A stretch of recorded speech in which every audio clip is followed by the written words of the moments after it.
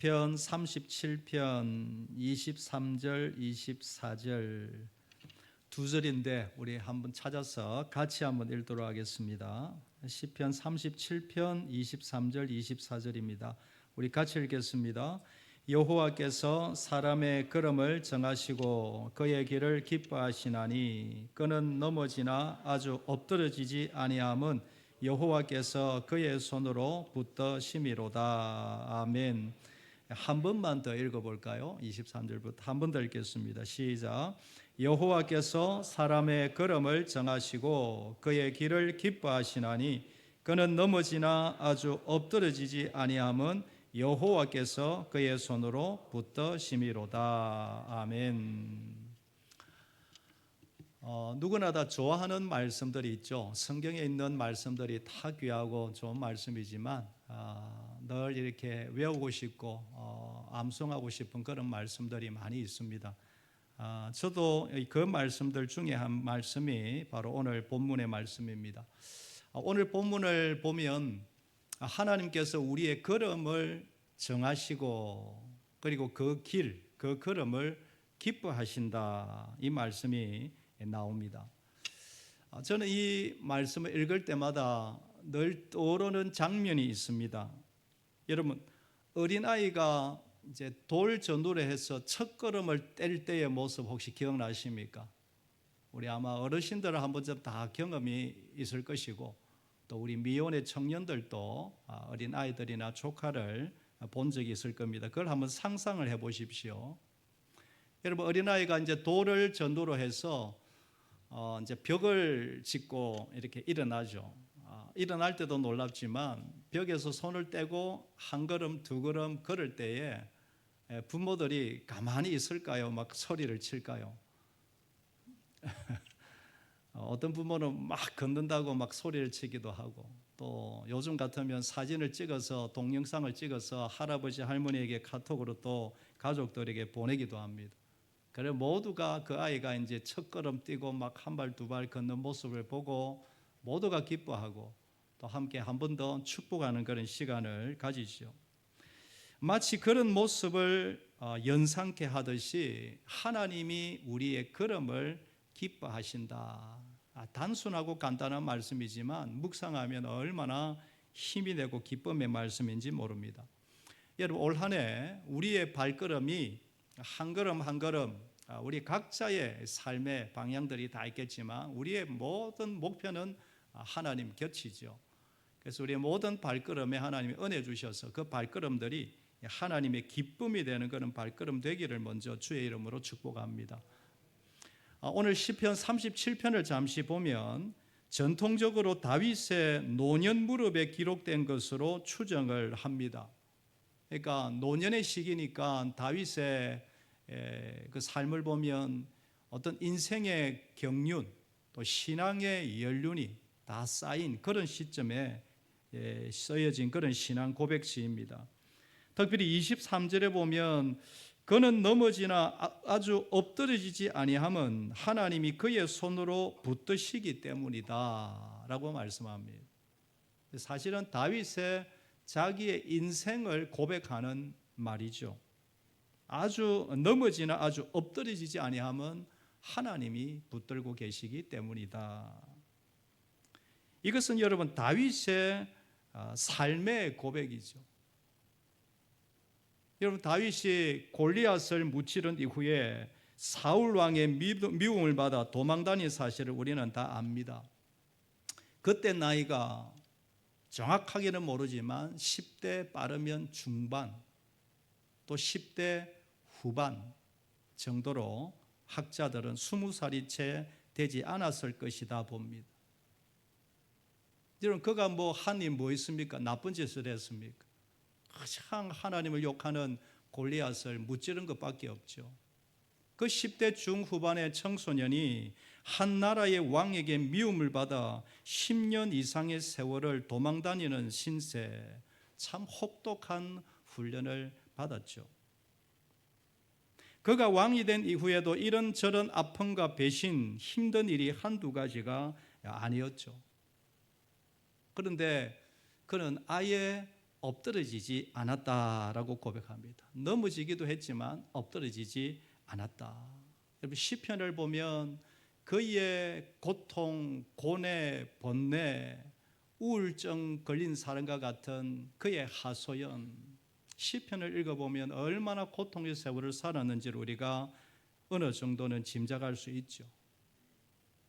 그런 숱한 고통 속에서도 넘어지긴 했지만 아예 엎드러지지 않았다.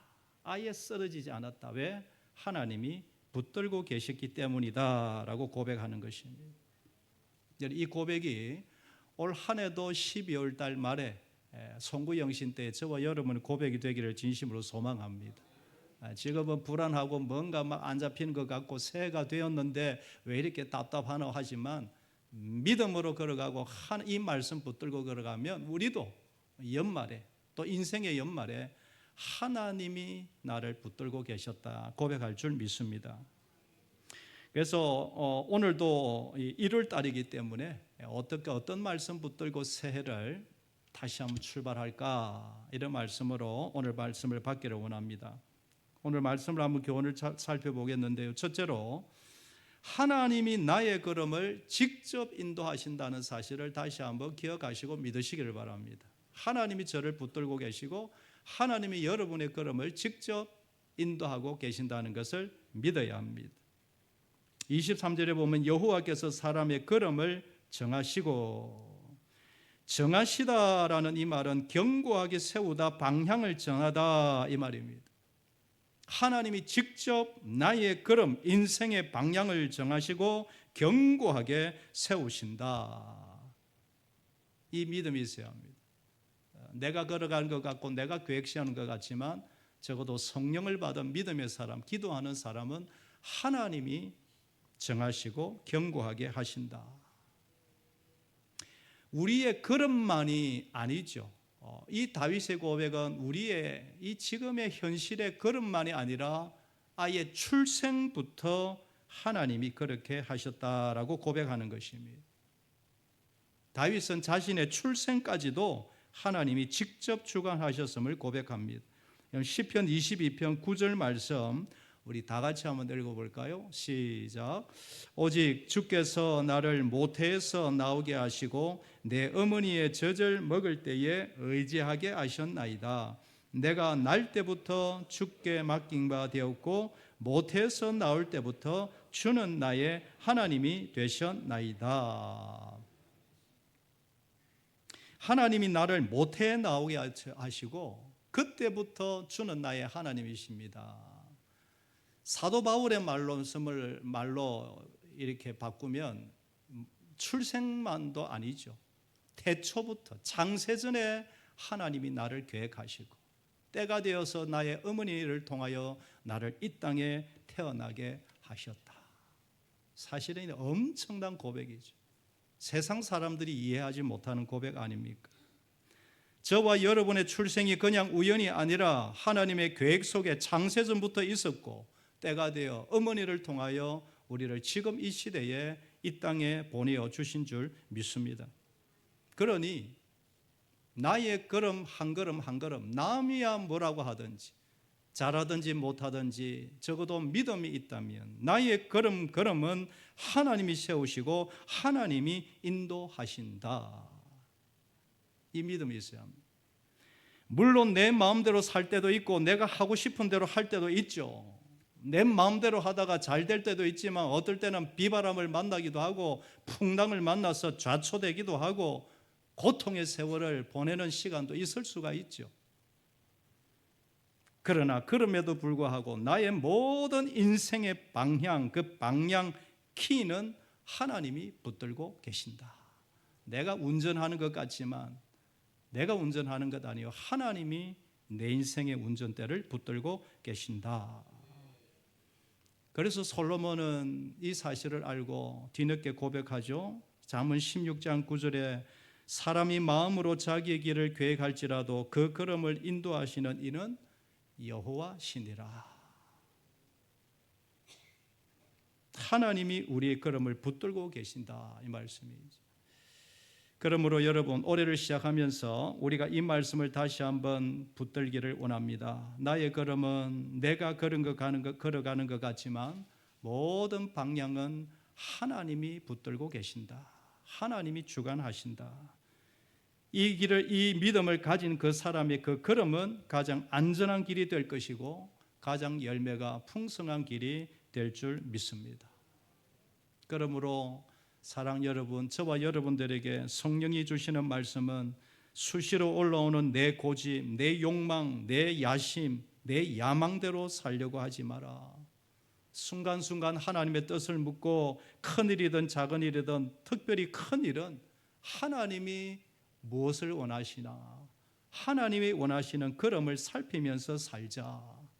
우리가 그렇게만 산다면 반드시 연말에 하나님 앞에 영광을 돌리는 복된 이 한 해가 될 줄 믿습니다. 두 번째 교훈은 하나님이 저와 나의 걸음을 기뻐하신다라는 것입니다. 하나님이 저의 걸음, 여러분들의 걸음을 기뻐하신다.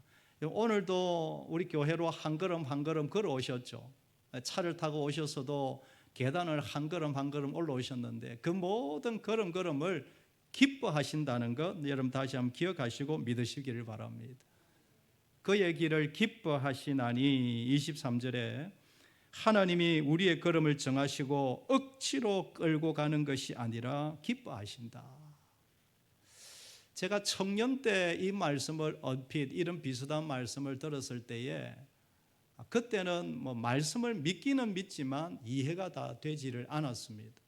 왜냐하면 청년 때에 생기는 오해가 하나님이 마치 우리를 억지로 막 끌고 다니는 것처럼 억지로 좋은 길로 선한 길로 억지로 끌고 가는 것처럼 우리 청년 시절에는 오해하기가 쉬운데 우리 하나님은 여러분 억지로 하시는 분이 아니라 기쁨으로 우리의 걸음을 붙들고 계신다, 보고 계신다. 그 사실이 믿어지기를 원합니다. 제가 좋아하는 어느 신학자의 표현 중에 우리 칼빈주의자 가운데 베트너라는 신학자가 있는데 이런 표현을 했습니다. 우리는 하나님의 은혜의 어항 속에 있는 물고기와 같다. 하나님의 은혜 가운데 마음대로 헤엄치도록, 그 말은 우리를 로봇같이 조종하시는 분이 아니라 은혜의 어항 속에 마음대로 수영하도록 헤엄치며 마음대로 일하고 노래하고 그렇게 비전을 가지고 하나님께 영광 돌리도록 그렇게 우리를 창조하셨다. 그 어항 비유가 얼마나 저에게 참 큰 위로가 되었는지 모릅니다. 여러분, 우리를 하나님이 우리의 걸음을 정하셨다고 해서 억지로 밀어 몰아붙이는 그런 분이 아니고 우리가 믿음 안에서 마음껏 날개를 치며 하나님께 영광 돌리는 것, 그 걸음을 기뻐하시는 분이심을 여러분 믿으시기를 바랍니다.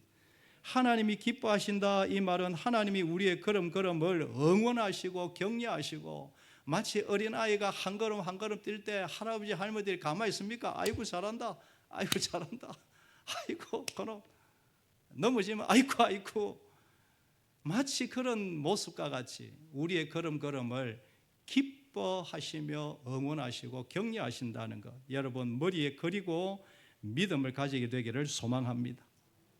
어린아이 다 경험이 있죠. 한동안 아이가 이제 한번 걷기를 시작하면 재미가 붙어가지고 지 마음대로 엄마 손 잡습니까?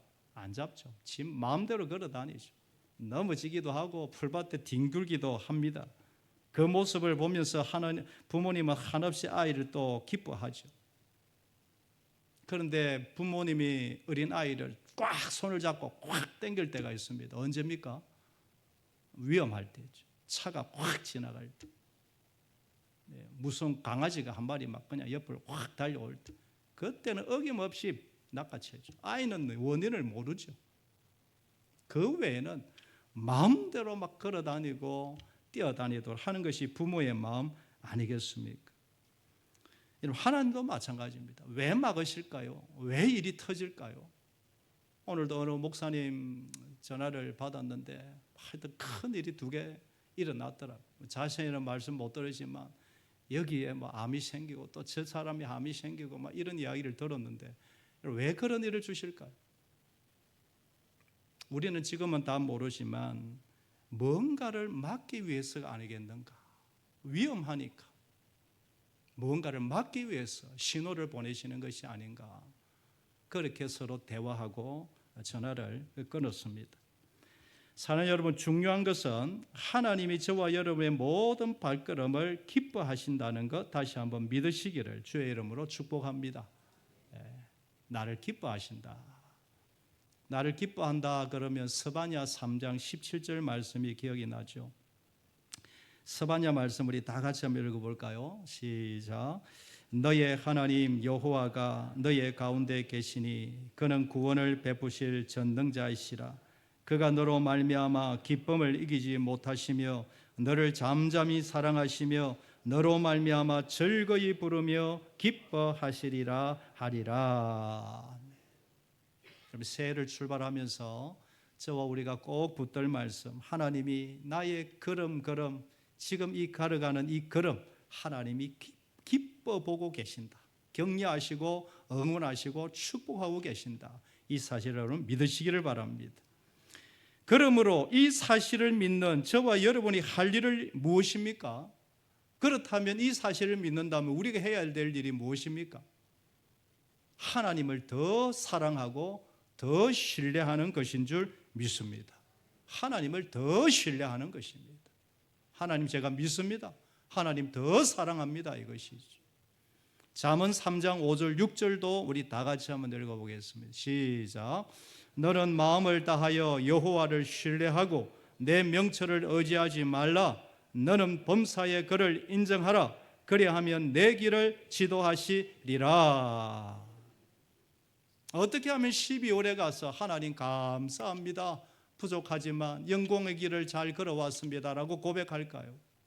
하나님이 나를 붙들고 계신다고 해서 내 마음대로 가는 것이 아니고 순간순간 하나님을 의지하고 신뢰하고 하나님을 찾고 범사의 그를 인정하는 그런 삶을 살 때에 하나님이 우리를 영광의 길로 지도해 주시는 줄 믿습니다. 하나님 더 신뢰하고 찾으라. 오늘 금요 기도에 나와서 이렇게 기도하는 것 이 자체가 하나님 의지하는 것인 줄 믿습니다. 금요 기도에 마음 정하여 오지 않으면 여러분 언제 기도하십니까? 여기 여러분 새벽 기도 늘 오시는 분도 계시지만 평소에 기도하지 못하는 분들 금요 기도에 마음 잡고 오지 않으면 언제 기도합니까? 저와 여러분을 축복합니다. 1년 52주 금요 기도에 성공하는 여러분들 되기를 주의 이름으로 축복합니다. 1년 52주 주일 예배에 성공하시는 우리 모든 청년들 되기를 주의 이름으로 축복합니다. 1년 365일 매일은 아닐지라도 한두 번 빠질 수는 있겠지만 그러나 이를 악물고 1년 365일 경건 생활에 성공하는 올 복된 이 2026년 한 해가 되기를 주의 이름으로 축복합니다. 그리할 때 하나님 기뻐하시는 풍성한 열매 맺는 올 한 해 될 줄 믿습니다. 마지막 한 가지 교훈은 넘어져도 끝까지 하나님이 붙드신다라는 사실입니다. 넘어졌다고 끝이 아니라 끝까지 붙들으셔서 다시 한번 이기게 하신다. 24절 그는 넘어지나 아주 엎드리지 아니하면 여호와께서 그의 손으로 붙드심이로다. 이 땅의 모든 걸음은 넘어질 때도 있습니다. 넘어지지 않는 사람은 아무도 이 땅에 없습니다. 중요한 것은 어떻게 일어나느냐, 빨리 일어나느냐, 훌훌 털고 아프긴 하지만 훌훌 털고 일어나느냐, 일어날 때 소망을 가지고 일어나느냐, 아니면 뒤를 돌아보며 침륜에 빠지며 일어나느냐 이 말입니다. 오늘 본문을 보면 하나님이 우리를 붙들고 계신다. 우리가 우리의 실수로 말미암아 넘어질 때도 있지만 염려하지 않는 것은 하나님이 우리를 붙들고 계신다. 넘어지면 아픕니다. 어떨 때는 피가 납니다. 병원에 갈 수도 있고 어떨 때는 수술을 해야 할 수도 있겠지만 아예 엎드러지지 않는 이유는 하나님이 저를 여러분을 붙들고 계시기 때문인 줄 믿습니다. 이 믿음을 가지고 출발하자라는 것입니다. 잠언 말씀과 고린도 후서 말씀을 하나 보겠는데 잠언 말씀 제가 한번 읽어보겠습니다. 대저 의인은 7번 넘어질지라도 다시 일어나거니와. 대저 의인은, 대저 성도들은 7번 넘어질지라도 8번째 다시 일어나거니와. 할렐루야. 7전 8기가 성경에서 나온 말씀이지. 고린도후서 4장 8절 우리 다 같이 한번 읽어볼까요? 시작.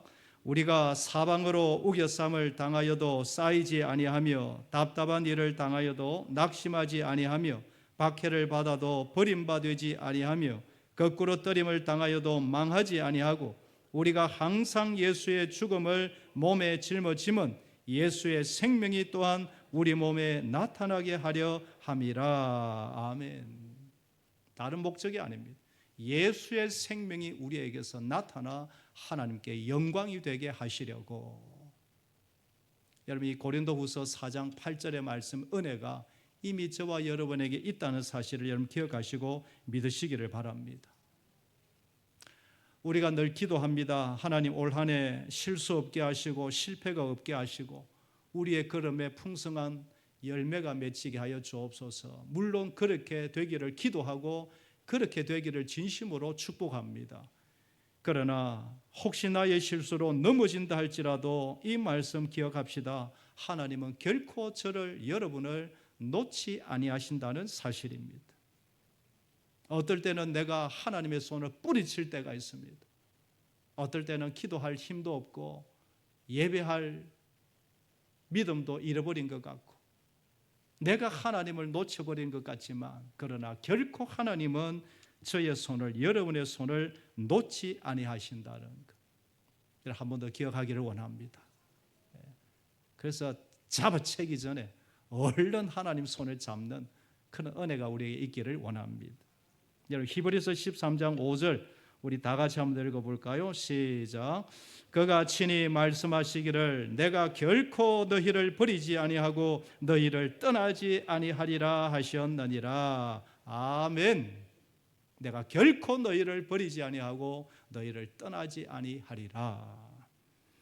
이사야 49장 15절에 여인이 어찌 그 젖 먹는 자식을 잊겠으며 자기 태에서 난 아들을 긍휼히 여기지 않겠느냐. 그들은 혹시 잊을지라도 나는 너를 잊지 아니할 것이라. 어머니가 아이를 어떻게 잊겠습니까? 그러나 인간은 약하죠. 어머니가 자식을 혹 잊을지라도 나는 결코 너를 잊지 아니하리라. 잘 아는 말씀이지만 이 말씀이 올해 출발하는 저와 여러분에게 큰 격려와 위로의 말씀 되기를 소망합니다. 오늘 말씀을 요약하겠습니다. 오늘 말씀은 하나님이 저와 여러분의 걸음을 계획하셨습니다. 그리고 우리의 한 걸음 한 걸음을 기뻐하십니다. 그리고 혹 우리의 실수로 넘어진다 할지라도 결코 하나님은 우리의 손을 놓지 아니하십니다. 이 사실을 믿는 저와 여러분의 할 일은 무엇입니까? 하나님을 더 사랑하고 더 가까이 하고 의지하고 하나님을 신뢰하는 것인 줄 믿습니다. 순간순간 하나님이 기뻐하시는 길이 무엇입니까? 순간순간 물어야 하고 하나님이 저에게 맡겨주신 크건 작은 사명이 뭡니까? 내가 무엇을 통하여 하나님을 영광롭게 하겠습니까? 나의 사명이 무엇입니까? 그 질문들을 하며 나간다면 하나님이 가장 풍성한 열매로 우리를 인도해 주실 줄 믿습니다. 토마스 아켄피스의 기도문, 짧지만 큰 기도라고 생각합니다. 내 걸음을 주께 맡깁니다. 주의 뜻 이루도록 나를 사용하소서. 한번 따라해 볼까요? 내 걸음을 주께 맡깁니다. 주의 뜻 이루도록 나를 사용하소서. 아멘. 작지만 큰 기도죠. 인생을 건 기도죠. 내 걸음을, 내 남은 인생을 주님께 맡깁니다. 주의 뜻 이루도록 주님, 약하고 부족하지만 나를 사용하여 주옵소서. 올 한 해 시작하면서 우리의 기도가 되기를 주의 이름으로 축복합니다.